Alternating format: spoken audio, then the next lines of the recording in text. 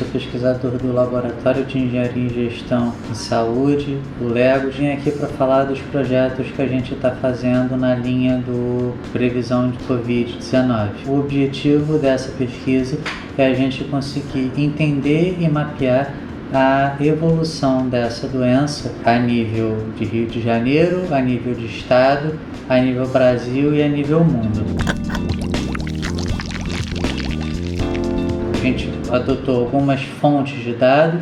A primeira, a nível mundo, a gente trabalha com Our World Data, que traz informações de mortes e casos. Também traz informação do número de testes, que é uma variável crucial para a gente entender a evolução, o comportamento e conseguir estimar, por exemplo, fatores como a subnotificação. Em nível nacional, a gente trabalha com as informações no repositório central que as secretarias estaduais enviam ao Ministério da Saúde, e a gente faz todo esse processamento de dados num software estatístico chamado R. A gente pega esse conjunto de dados, ordena eles no tempo e cria vários gráficos para ter várias interpretações possíveis sobre a evolução da Covid. Existe uma curva muito teórica, que vai dizer que os casos começam muito devagar, depois eles ganham um formato exponencial, chegam no pico e começam a decair.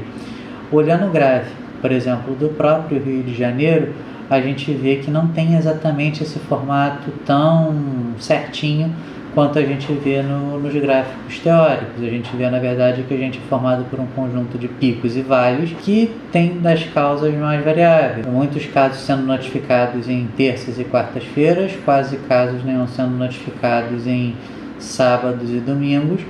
E tenho pontos que parecem ser um pouco outliers, mas que, por enquanto, no Rio de Janeiro, demarcam um pico que foi no final de maio de 2020, de praticamente 2.500 casos. Em tese, pelo menos até agora, a gente levaria a crer que esse era o pico. Depois a gente observou um decréscimo, o que significa que a gente poderia voltar à atividade econômica? Nem tanto, porque até na última terça e quarta-feira, dia 16 e 17, a gente viu um novo aumento para casa de 2.000 casos registrados num dia. A gente pode ver esses problemas de várias formas e a gente tenta explorar essas várias formas de ver o problema. Uma delas é esse gráfico da taxa de transmissão do Covid. E aí, para a gente ter uma ideia do que isso significa, essa taxa, esse indicador, ele diz o quanto uma pessoa é capaz de transmitir para outras quantas. Então, se eu tiver em algum momento desse gráfico, eu passar pelo ponto 2, estou dizendo que cada paciente de Covid transmite para outros 2. E esses 2 vão transmitir para outros 4, para outros 8, 16 e assim sucessivamente, formando um modelo exponencial que a gente vê por aí e tanto ouve falar. Ao longo do tempo, e aí também por conta de medidas de isolamento social adotadas, essa taxa ela tende a cair. E a gente vê que houve, uma diminuição forte nos meses de março e abril, mas a gente vê que esse número, ele nunca ficou, em poucos momentos, ele ficou, pelo menos para o Rio de Janeiro, abaixo de 1. O que significa esse número ser 1? Significa que por dia uma pessoa transmite para pelo menos outra pessoa. Isso significa que, o problema está resolvido? Não, longe disso. Mas isso significa pelo menos que eu tenho uma epidemia sob controle. O que a gente tem hoje, por que essa taxa ela não caiu tanto quanto se esperava ao longo do tempo? Na verdade, nunca passamos propriamente por um lockdown. A gente passou por um isolamento mais severo, teve uma restrição de linhas de ônibus intermunicipais, mas pessoas continuaram caminhando em torno do Maracanã, mesmo com o hospital de campanha montado, pessoas continuaram indo na praia, etc. Com esse isolamento parcial, vamos dizer assim, a gente conseguiu, por algum momento, deixar a nossa taxa controlada em torno de 1. E aí qual é o problema da gente querer reabrir justamente agora? É o que a gente tem até observado nesse gráfico da taxa de retransmissão. Se fazendo esse isolamento parcial a taxa se manteve em torno de 1, o que é esperado probabilisticamente quando eu abro isso? que essa taxa volte a subir. Então, o pico que a gente teve no final de maio, agora, a princípio, a gente ainda tem que esperar mais uns 7 dias, a princípio a gente pode estar indo para um outro pico e de repente para um terceiro pico, porque a gente fica numa organização de faz o isolamento social mais rude e depois flexibiliza antes de poder, vai ter que fazer esse isolamento de novo.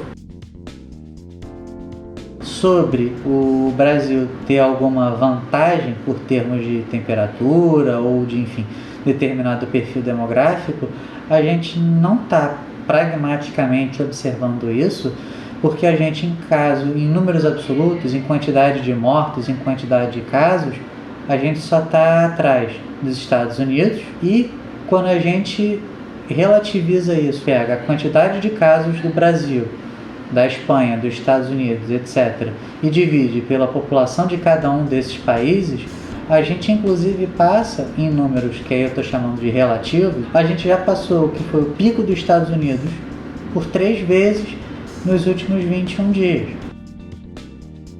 A gente pergunta se os profissionais de saúde já conseguem estabelecer um prazo.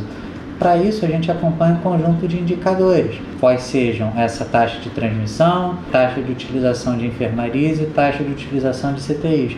Mas, pragmaticamente, se a gente não consegue nem dizer que chegou num pico, como é que a gente consegue estimar prazos com razoável certeza a partir disso? Não consegue.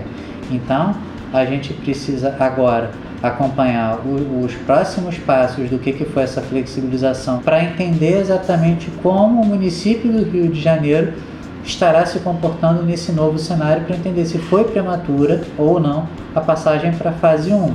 De novo, a princípio nós temos todas as evidências de que essa passagem foi absolutamente prematura. A gente vai continuar vendo possivelmente casos tão mais altos quanto nos dias anteriores, o que significa que possivelmente num médio prazo a gente vai ter enrijecimento das regras de isolamento social para controlar o problema que, enfim, ao que tudo indica, tende a estar disparando de novo. O Conselho permanece, infelizmente, mesmo depois de 3 meses, o Conselho infelizmente permanece o mesmo, que é, se possível, fique em casa.